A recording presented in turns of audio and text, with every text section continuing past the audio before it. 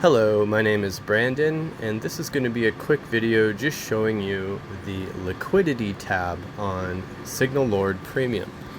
So here we open the app. Here at the top here we've got the logo, we've got the price action here from trading view. We're just going to scroll down past all of these other reads to the tabs section. These are the gauges, and we have tabs that match those. Real quick, here at the liquidity gauges section, you can see the liquidity tab is showing about a 4.7.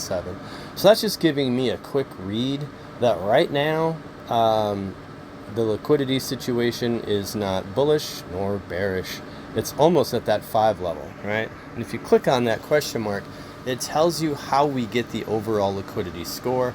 So it combines the net liquidity 40% with the M2 money supply year over year. We're going to talk about that here in a second.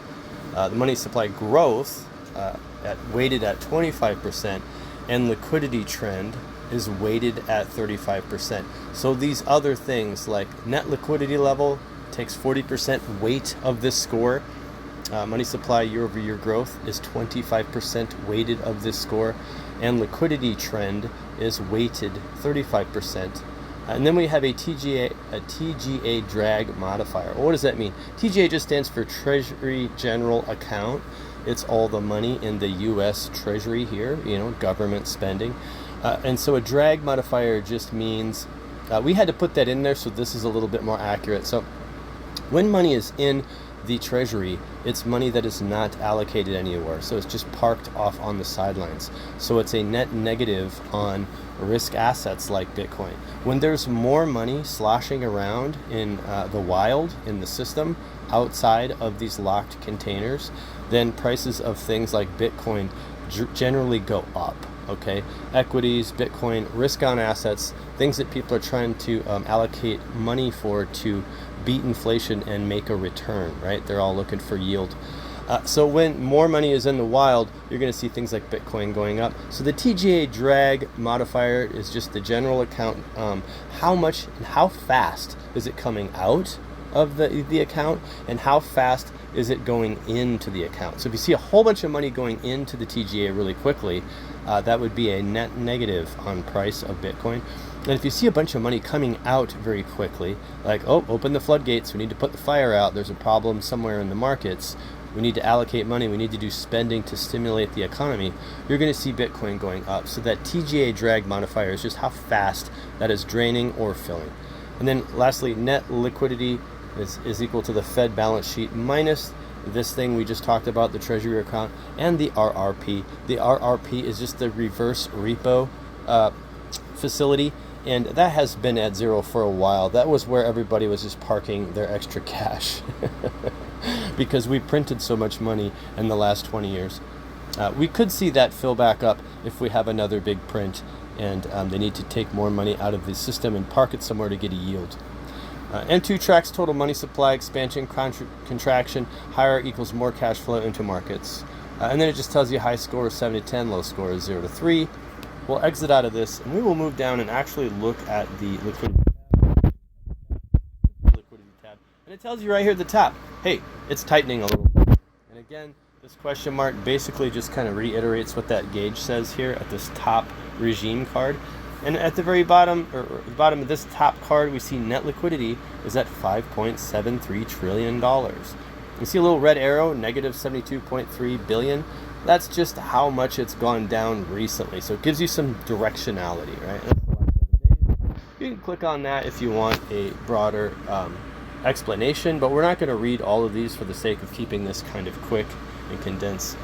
The next card here shows the liquidity flow signal tightening. All of these tabs have these cards, by the way.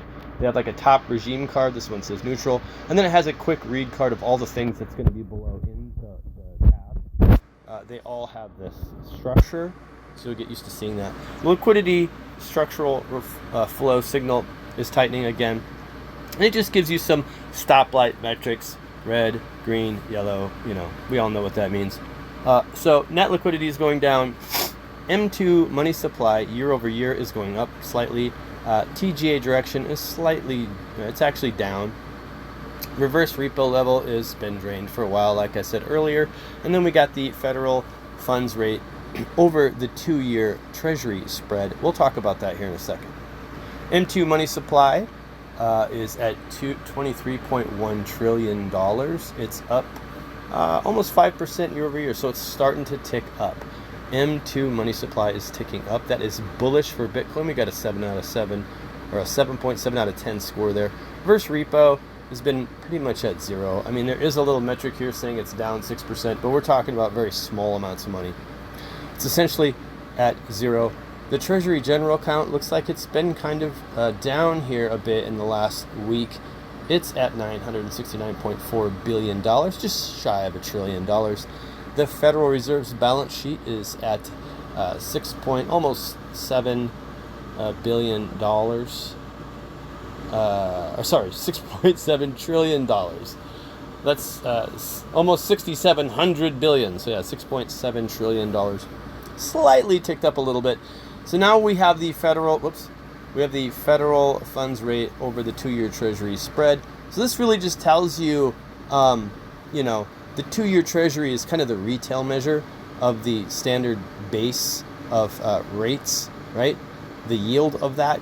Now, if the federal funds rate is signaling, if this metric is signaling below 0, it means that the market is pricing in rate cuts, which would be bullish for Bitcoin. If it's positive, then it means the market is pricing in rate hikes. Okay, and so we are kind of pretty much at nowhere land, and we'll talk about why that's kind of significant here in a second in a different tab. We do have an FOMC meeting coming up here in a few days, and this is saying that Powell is expected to maybe leave rates unchanged, so we'll take a look at that.